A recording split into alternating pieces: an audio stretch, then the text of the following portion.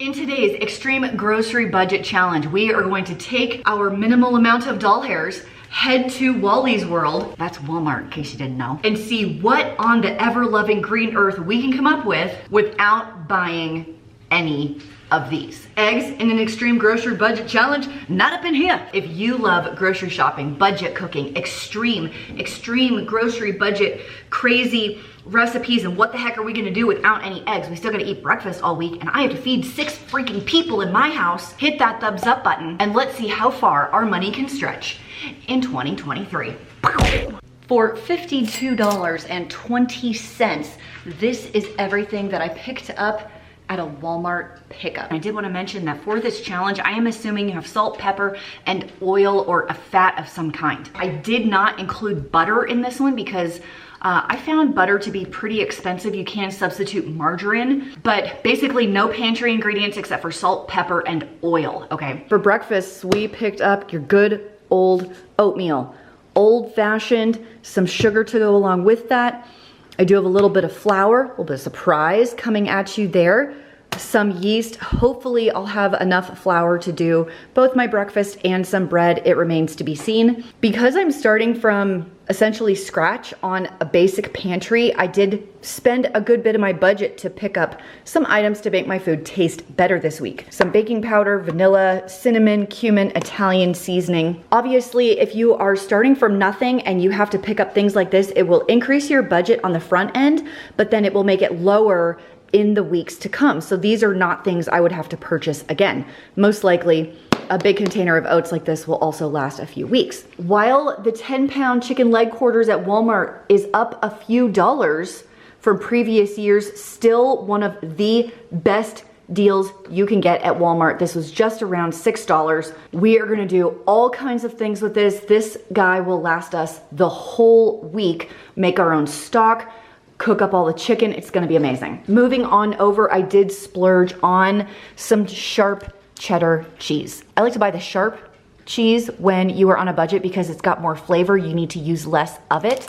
And I still think the Great Value Original Sausage is an amazing deal, just a hair over $2. 2 pounds of Great Northern beans. The dried beans go so much further than canned beans. And truly, they're really not that hard to make. 3 pounds of elbow noodles for under $3. This is a great buy. I have some Gala apples. They substituted organic carrots for my regular carrots, so that was awesome. We'll use these this week. 1 can of petite diced tomatoes. I have a couple of onions to help flavor my dishes throughout the week, as well as 1 head of garlic. I will be making my own cream of chicken soup, but I didn't have enough products to do chicken and cream of mushrooms, so I did purchase 2 cans of cream of mushroom. These are pretty cheap, about 60 to 70 cents a can. This is such a brilliant buy. I'm excited to show you this dinner a little bit later. Some potatoes, a couple of frozen vegetables, mixed vegetables, and broccoli. These are both under $1. 1 gallon of milk that my husband decided to break into this morning. Even though this is for my budget challenge, we'll have to go with a little bit less milk than normal. I know it does not seem like very much food, but we will really make this stretch this week. So I hope you are excited for this challenge. Let's prep chicken. I'm doing this in my Instant Pot because it's fast and easy and I like it. You don't have to do it this way. You can do a pot on the stove, no sweat. I have half the bag of chicken because this is a 6-quart pot. Here's the rest of the chicken. We'll do another batch tomorrow. And all I am adding to this is a whole bunch of water. 4 liters of water, is that what that says? I do think you can pick up an Instant Pot on a budget. I have seen these at thrift stores. I see them on sale on Amazon a lot. That's a lot of salt. That's okay. It's gonna be fine. I got mine 3 years ago for right at $50 on Amazon. I'm sure you can find them on Facebook Marketplace. The ones I have heard people finding at thrift stores are like $30-ish. So I think this is an amazing kitchen tool and I would recommend it to anybody. And they're not scary. Just make sure your seal's on. This is set to seal right there. Plug it in. It won't work if it's not plugged in. I'm gonna go way longer because I have a lot of chicken in here. So we'll go 25 minutes, cook up the chicken, make some stock. I'll see you then. Now, when eggs are off the table for breakfast, you cannot argue the fact that plain old oatmeal is one of the most budget-friendly choices you can make. There were some times in our lives where we indeed ate oatmeal every single morning for the span of 6 months. And there's a few ways you can make it more interesting. Obviously, I don't have brown sugar. I prefer that with my oatmeal.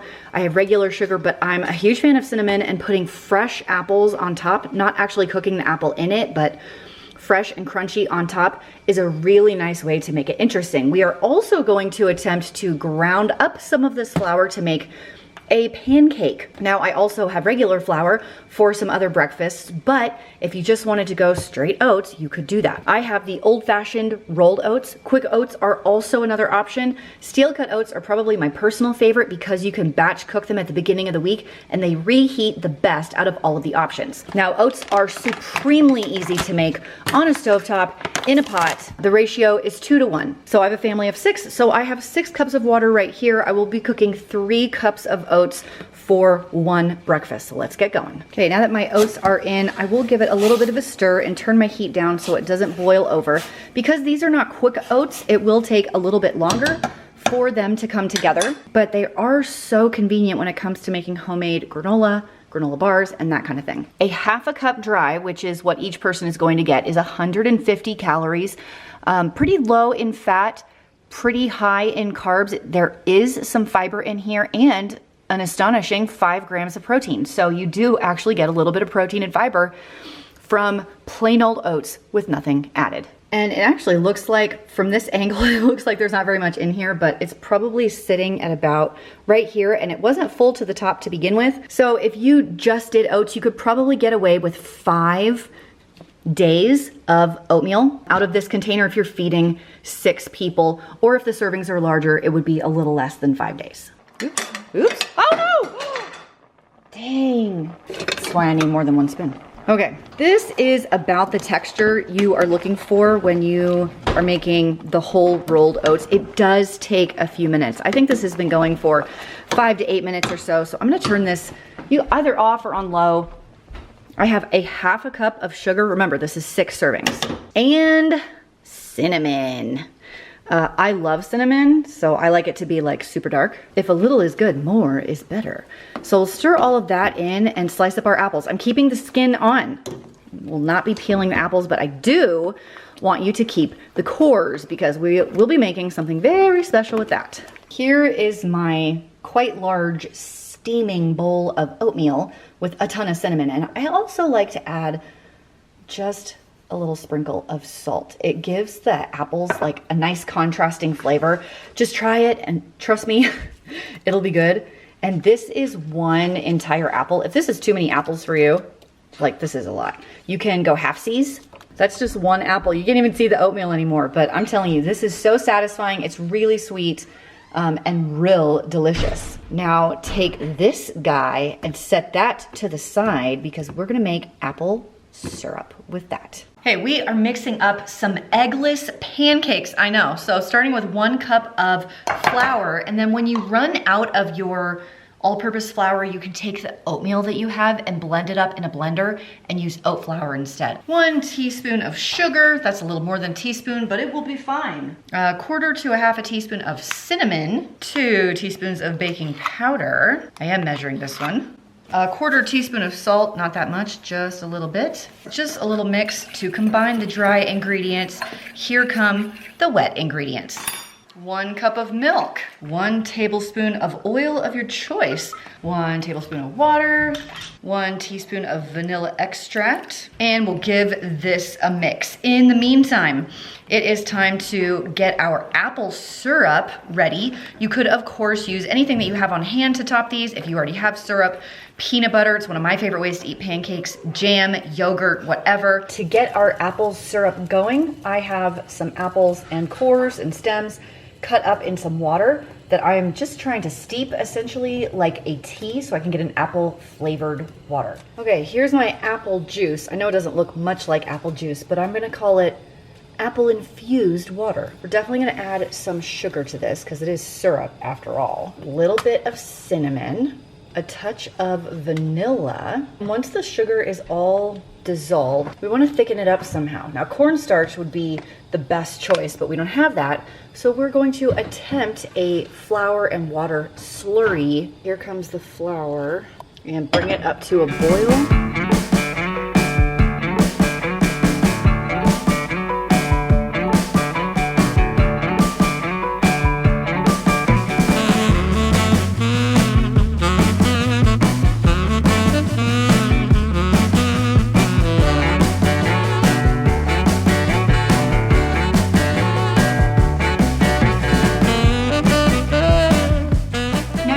Breakfasts for the video, and you might be wondering what in the heck we're gonna have for lunches. The idea is for most of it, we'll actually be taking leftovers from the dinner before and having that for lunches. We don't have it in the budget to create lunch specific items this week, but all of the dinner recipes are so large that they truly can feed a group of people for multiple meals. And of course, you can always make my no-knead crusty bread. I'm even going to show you how to do it without utilizing a Dutch oven, which is my favorite way to do it. We're just gonna do regular old bread pans. And I have definitely seen those at the thrift store for $1 or less. In a large bowl, I have 3 cups of flour, a half a teaspoon of yeast, and 1 teaspoon of salt. My last ingredient, this 4-ingredient bread, is a 1.5 cups of warm water. Warm means you can stick your finger in it and it doesn't burn your hand. At this point, we're just gonna stir it up. It will be a very wet dough. So this will sit on your counter, not your refrigerator, your counter, anywhere from 4 to 8 hours, depending on how warm your kitchen is and how long you want it to sit. This is what you want your dough to look like. If it's a little dry, you can add a touch more water. But I'm gonna cover this with saran wrap and put it away somewhere on the counter, maybe by the stove, and let it sit for at least 4 hours. Okay, it's been about 5 hours and this isn't quite as bubbly as I would like it to be, but I usually let mine sit for 8 hours, so I guess it will be fine. You'll notice it's really wet looking and kind of bubbly. And I will be using just regular loaf pans for this. So while I turn my oven up to 450 degrees, I'm gonna get some parchment and crumble it up. A goose!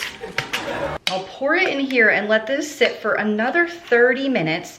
You could call this the second rise while my oven's preheating to 400 degrees. As soon as it's ready, I'm gonna take this, flip it upside down as a lid and bake it like this so it can create some steam on the inside.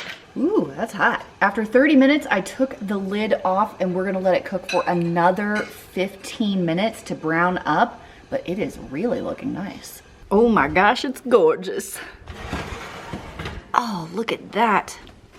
Just in your standard loaf pan. Now the real trick is you have to let this cool for at least 15 minutes or when you try and slice it, it will crumble into mush. Now this soup was originally like a chicken tortellini soup, but we're not doing tortellinis, we're doing elbow macaroni because it was much less expensive. But because I don't have a can of cream of chicken soup, we'll make our own with some flour and chicken stock and a little bit of salt. So let's do that right now. Okay, this is my chicken stock that I made in the Instant Pot. I will add 1 tablespoon of flour right here and a little bit of salt. This is just salt from the Dollar Tree. Like this. And we'll give it a little whiskey business. We're just trying to create something that's kind of like a can of cream of chicken soup, but not really. So I'll just mix this until all of the flour is combined. I may add a little bit more flour. I'm gonna do 2 tablespoons of flour, I think. Yep, I think that will be good. All right, let's assemble all of our ingredients for our soup. There we go. Homemade cream of chicken soup right there. Hey, this is basically what we have going on. The carrots, the onion, the cream of chicken, our pasta, Italian seasoning, and the cooked up chicken and a little bit of extra chicken broth. And of course, salt and pepper. So I'm gonna chop up my vegetables right now and throw everything in this pot. I have a handful of carrots. This is like 5 pieces of carrot, 1 full onion, 2 cloves of garlic, shredded, in it goes. I have my fake cream of chicken soup right here, which is like flour, salt, and chicken stock slurry right there. The original recipe calls for basil and oregano. I did Italian seasoning just because it's way easier. We're gonna do, well, this is a tablespoon, so we'll do a tablespoon. I'm gonna do a nice 2, 3, maybe 3 cups of my shredded chicken that I got from my huge bag of chicken right there. 6 cups of water. I'm actually doing 8 cups of water because go big or go home, my friends. I will add a little bit more salt. I think that about empties this guy out. That's probably half a teaspoon or so. I'm gonna get this simmering and then I will add my pasta. So the original recipe only calls for 7 ounces of tortellini, but because my elbows aren't filled with cheese or anything, I think we'll do a whole, maybe not a whole pound, but maybe 12 ounces or so of just the elbows to make it more. Now, if you have chicken bouillon, please add that. I don't, so I'm gonna add another couple cups of my chicken stock here to give it that nice chicken flavor. We'll go ahead and finish this guy. I do have more in the fridge. Pop this on the stove, simmer for 30 minutes, and then I'll add my pasta after that, and we'll top it off with some green vegetables. Can you believe it? Okay, my carrots are cooked, so in come my noodles. So we'll just cook the noodles in here, and in about 5 minutes when the noodles are halfway done, we'll add some broccoli. It did end up being more like a stew than a soup, but you know what? I likes it thick. And when it's time to serve, if you have some Parmesan cheese hanging out in your fridge, that's an excellent topper. And always, always remember to taste for salt. For one of our meals, we're doing a white chicken chili with half of our white beans. I soaked them overnight, so they are soaked but not cooked. Therefore, I will do it in a crock pot. You can, of course, do this on a pot on the stove or in an Instant Pot or however you want to do it. This just feels really easy. Now, one of the main key components to budget cooking is as few ingredients as possible. So I do have all of my chicken, which I will divide up into several meals for the week, 1 pound of the dried beans, the chicken stock I made from cooking the chicken. I did splurge on some ground cumin for this, and to make my ingredient list short, I am using this salsa verde in here. So with this, some salt and pepper, and some thyme, we should come up with a really delicious dinner. I added about 2 cups of the shredded chicken here, both cans of the salsa verdes going in. I will use a little bit of water to get every last speck of flavor in here. I do have the ground cumin. We'll do maybe a tablespoon. We definitely want some flavor. This whole container of my chicken stock, which definitely congealed a little bit. I might pull that fat off. I might leave it. I don't know what to do.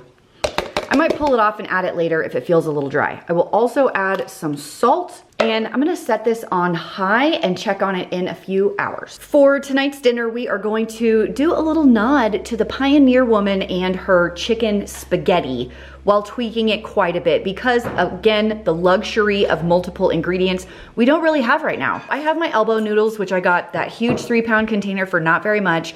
2 cups of my cooked chicken. I did splurge for 2 cans of cream of mushroom. I have some sharp cheddar cheese, an onion, and salt and pepper, along with some of my remainder chicken stock. Everything else in her original chicken spaghetti recipe, I am cutting. It is one of Ree Drummond's recipes that I really, really enjoy. So if you want to try the original, I will leave that down in the doobly-doo below if you want to go check it out later. This one is actually quite simple. I have a pot of water boiling to cook all of this.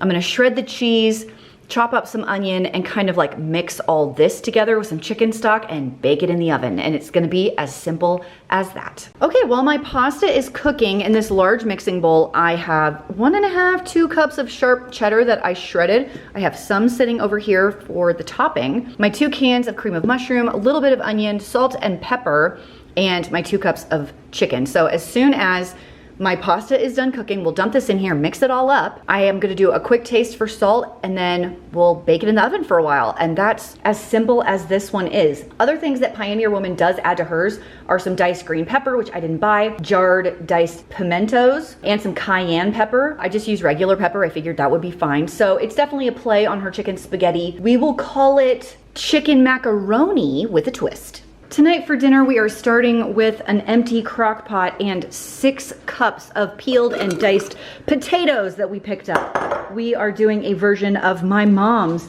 cheesy crock pot potato soup. I have shared this recipe before. It is on my website if you want to go check it out, and the link for that will be down below. We're just going to tweak it a little bit based on our minimal ingredients. So I have 6 cups of diced potatoes, a half a cup of diced onion, and at this point I would usually use water and chicken broth and salt and pepper and add evaporated milk at the end. Instead, I am going to use some of my chicken stock that I have made. It's cold, so it did congeal, along with milk. I did not buy a can of evaporated milk for this grocery shopping, and I did not buy my favorite best meltable cheese, American Kraft cheddar slices, or Velveeta also works. We're just gonna go with our shredded sharp cheddar. Here are 3 cups of milk to go with my chicken broth.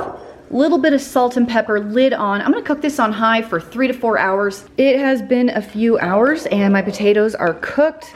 I can add more milk at this point, but what I'm going to do is add 1.5 to 2 cups of the shredded cheese, melt it in, and then kind of get a feel for the thickness, if I would like to add more milk at that point. And then now we can taste for salt and pepper. I will probably add more pepper, but definitely taste your food before you serve it to everybody. Now, like I said earlier, the Kraft singles melt much, much better than regular cheddar, but I only wanted to buy 1 block of cheese for this challenge. So the good shredded cheddar it is, even though it doesn't melt quite as well. This dinner is this recipe right here. I got this a very, very long time ago and I loved it because it uses beans and pasta and sausage. I've been cooking this recipe for over 10 years in my house. It's very budget friendly, especially because we have some dried beans that we rehydrated and cooked in my Instant Pot, so they'll be easy peasy to take care of. And right now we're going to get started on the sauce. As you can see, for the sauce, I need an onion, some garlic, and my sausage that I purchased at Walmart, which is not turkey sausage, but any kind of sausage will work. So we'll brown this up with some onion and this garlic and then add the remainder of the ingredients. Okay, my sausage and onions are cooked and onions translucent at this point. So 2 cans of diced tomatoes. I'm actually using 1 can, 128 ounce can of diced tomatoes. What is the equivalent of 2 cans of cooked beans? So I'll use this can as my measurement. Here come my 2 cans of white cooked beans, 1 cup of chicken broth, and some spices. I have about 1 tablespoon of Italian seasoning, mostly because it was less expensive to purchase this and I can use it for more things rather than buying like fennel and other things. I will also add some salt and pepper, and I gotta run to the fridge and grab my chicken broth as well. Now, while my sauce is cooking, I am boiling up 1 pound of my macaroni noodles in some salted boiling water. Now that all of my ingredients are in, here's my gelatinous chicken broth right here.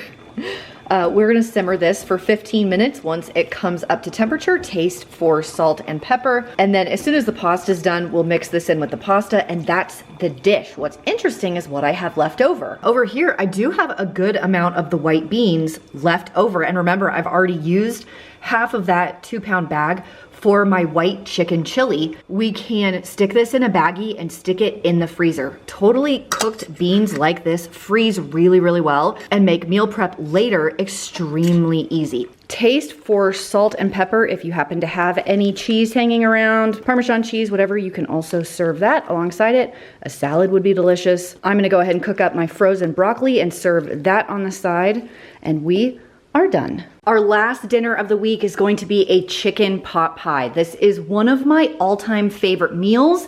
It is one of my favorite clean out the fridge meals and crowd pleasers. It's really easy to bulk it up with some potatoes, which I have left over. I do have an onion left, the remainder of my chicken, a ton of carrots, my bag of mixed vegetables, which I haven't used yet. This is actually chicken fat that we will use to help us make our crust. I saved it all week to use with the rest of our flour to make a top crust only, and then we'll use it the rest of this chicken. I'm gonna make the filling first because what's great about chicken pot pie is you can pre-mix the filling, stick it in the fridge, put it together the next day. You can even freeze the filling and pull it out months later. Just add a crust or biscuits and you're done. What I will kick it off with is simmering my vegetables in some chicken broth until they are soft with some salt and pepper, obviously. Hey, I have a pot that I have not turned on yet, but I'll preheat it in 2 seconds. And all of my remaining vegetables from the week, the remainder of the potatoes, my last onion, some garlic, the rest of the carrots. Can you kind of see all of that in here? This is a large liquid measuring cup. Obvi, I have probably more than 10 cups of vegetables in here, and we will dump them all into this pot. Please fit. Oh, okay. Yes, hallelujah.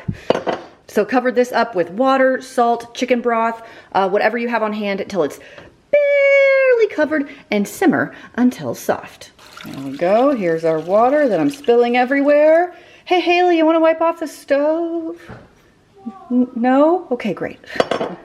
Okay, great. My potatoes are now soft. I added a ton of pepper, so this whole bag of frozen mixed vegetables is going in, along with the rest of my chicken. Oh no. Chicken overboard. So this will get stirred all around, and in a separate pot, I will make my white sauce, which I'll use to thicken everything up. And then at this point, you can go ahead and stick it in the fridge. You can freeze it if you want. I'm gonna go ahead and pour it out into my pan and cover it up and stick it in the fridge, and I'll make my pie crust topping a little bit later. So this is a really easy dish to meal prep in advance. To make my cream sauce, I have some butter in here. You can use any oil. Bacon fat is fine. Oil is fine. With a couple of tablespoons of my flour. So we'll just stir this in and let it cook a little bit, and then a couple of cups of milk, and let it all heat up and thicken, and that will make our filling for a chicken pot pie nice and thick and delicious. Okay, I ended up with 2 cups of milk in here, as it was getting real thick with just one. So I'm just letting this come up to temperature, and then everything will be mixed together. And I'm thinking we might use a 10 by 15 baking dish because I have a ton of filling here. Okay, to make my pie crust, I have about 1.5 cups of just my flour in here. And we're gonna do our best to come up with a okay-ish pie crust with a little bit of fat, some milk, and some salt, and that's it. So into my flour, I'll do a little less than a teaspoon. The original recipe I found online is supposed to make 2 full, like, top and bottom pastry pie crusts, and I don't need that much, so we're cutting everything back just a little bit. Okay, to start it, I have just shy of a 1/2 cup of fat. This is a combination of oil and chicken fat from when I made that chicken broth earlier, and I wouldn't do that if it were biscuits or something, but because it's going on a chicken pot pie, it should be totally fine. So I'm just gonna stir that in and kind of see what it ends up looking like. And we'll finish out our dough with some milk. My favorite pie crust is a shortening and vinegar-based pie crust. It's absolutely amazing.